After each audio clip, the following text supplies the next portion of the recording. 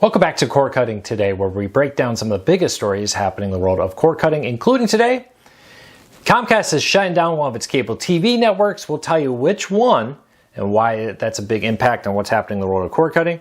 Also, YouTube TV's price hike goes into effect today, along with new support for more devices. We'll tell you about these stories and a whole lot more coming up here in a quick second.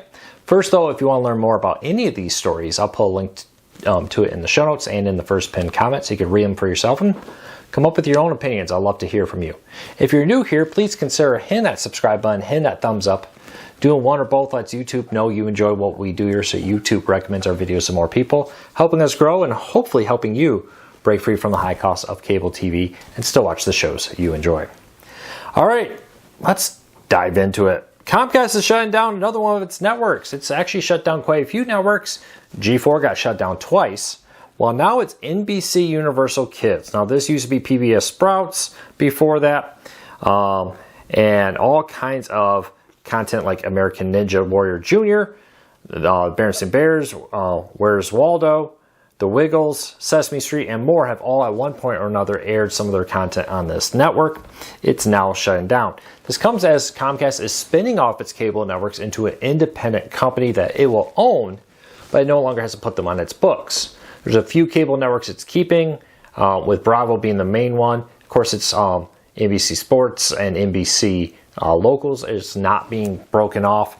We're just looking at things like MSNBC, CNBC, and the like being spun off into an independent company with one less channel. Now, this NBC Universal will shut down on March 6th. We've confirmed that with multiple TV providers confirming the news that they will drop the channel that day because NBC is shutting it down.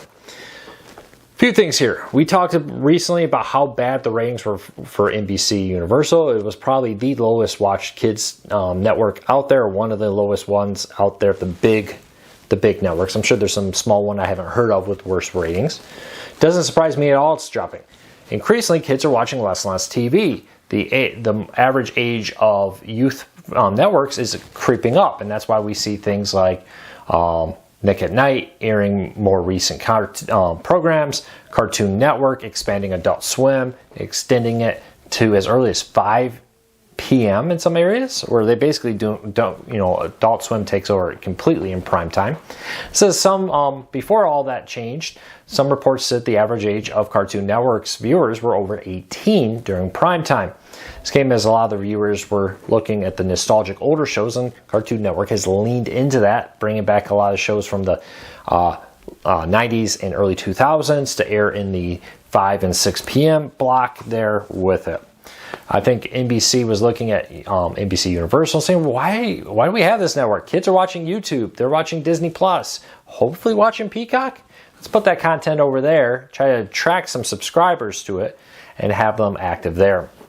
We'll keep a close eye on this story, but I don't expect this to be the last one. We saw a few years ago, G4 shut down. That was a little different, but I suspect with this 2025 year, with the ad revenue dropping across the board for these cable networks, I suspect that we'll see several providers, including Paramount, once that merger happens. If it ever happens, we'll talk about that later at another day. But for now, I suspect we'll see quite a few networks shut down in 2025, like NBC Universal Kids, just because it doesn't get a lot of viewership. All right, next story up. YouTube TV is now available in more cars. Now, if you have a Fire TV system built into the headrest of your minivan or SUV, or many different car makers use them, including the Chrysler Pacifica minivans, depending on which model you have. You may have noticed that the Fire TV did not support YouTube TV. YouTube TV wasn't working there. In the last about month or so, they added support for the Fire TVs that are built into cars, and YouTube TV can now be streamed in the back seat, at least, of a growing number of automobiles, and allow kids to watch not NBC Universal, but other content, family members. Hey, maybe you're going to a sporting event and want to see what ESPN, what other games are on. You'll now be able to do it. It's good to see YouTube TV bringing more support, hopefully with an official, someday, an official Fire TV, or excuse me, Fire tablet app. While yes, you can use the Silk browser to watch YouTube TV and the Fire tablets, love to have an official app.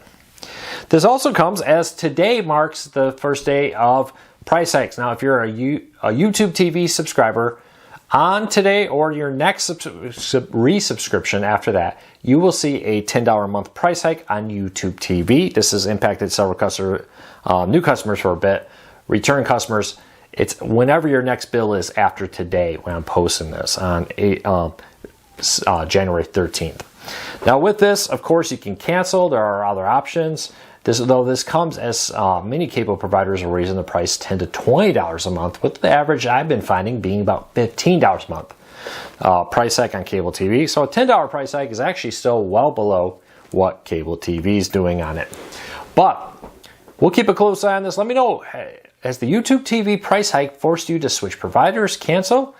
I will say this until I'm blue in the face. Increasingly, when I talk to cord cutters, the vast majority of people, if you're not a sports fan or you're not really addicted to the live news, we'll call it, increasingly a lot of cord cutters are ditching live TV services like Fubo, Hulu Plus Live, and YouTube TV in exchange for on-demand. It's really being left down to the people who like cable news and sports. And that's really the only reason why people are subscribing. It's very interesting to see that. Let me know if you're one of those people that fall into that category. All right, if you are a Batman fan, the original 1960s Batman show is over 60 years old.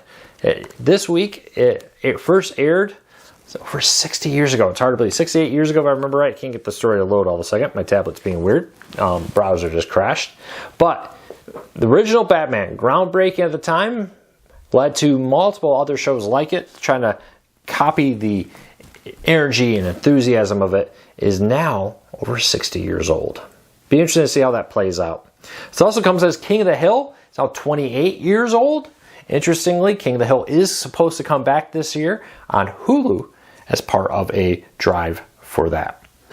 Next story up, Comcast is making it more expensive to watch sports through it in some markets. In Boston, the greater Boston market, with like NBC Boston and the other RSNs that are in the Boston market, are now moving from their base package to their ultimate package, which is their more expensive package. Not a new development. Comcast has been slowly doing this to RSNs, including once called Bally Sports, now called FanDuel Sports, has been moved, but other RSNs have also been moved from its basic package to its ultimate package. Now, what Comcast is saying is very few people watch them. That is true. I've heard that from quite a few. That's why Dish dropped them. It's why YouTube TV and others dropped them.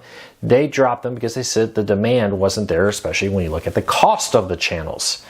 Comcast is also saying that moving them there means that only the people who really want them will pay for it. They'll be able to remove RSN fees from some customers that weren't watching it. So there is some benefit there, but if you are a sports fan, it's becoming more expensive to get your RSNs from Comcast.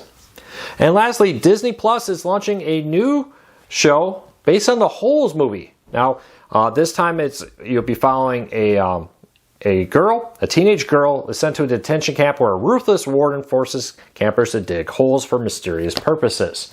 If you watch the movie, you get an idea, but a TV show is coming on, a classic. Do I say cult classic for Holes? Is that defined more a cult classic or classic? Leave me a comment, let me know what you think. But a well-known movie, especially if you grew up in the 90s, 2000s range, if you were part of that generation, it's really loved. Be interested to see what the reboot of it as a TV series does. It's kind of an interesting move to make it a TV one versus a movie. Well, that's it for today. I hope you have a fantastic Monday. I'll be back again tomorrow with another video.